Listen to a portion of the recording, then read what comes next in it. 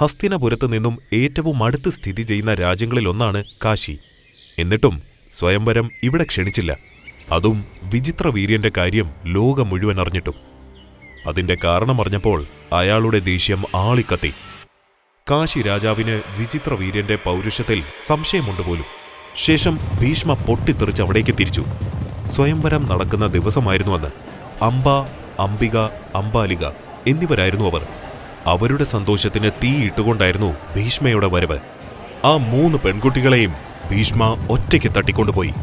സ്വയംവരത്തിന് വന്ന രാജാക്കന്മാരെല്ലാം ഭീഷ്മയുമായി ഏറ്റുമുട്ടി. പക്ഷെ കാര്യമൊന്നുമുണ്ടായില്ല. അതിഭീകരമായ അവസ്ഥയിൽ അവരെല്ലാം ഭീഷ്മയുടെ മുന്നിൽ തോറ്റുവീണു. പോകുന്ന വഴിയിലാണ് പെൺകുട്ടികളിൽ ഒരാളായ അംബ ഒരു കാര്യം ഭീഷ്മയോട് പറയുന്നത്. ഭീഷ്മ, എന്നെയെങ്കിലും വെറുതെ വിടൂ. ഇവരുടെ വിവാഹം കഴിഞ്ഞിട്ടില്ല എന്ന് വിചാരിക്കാം. പക്ഷേ ഇപ്പോൾ എൻ്റെ വിവാഹം കഴിഞ്ഞതാണ്.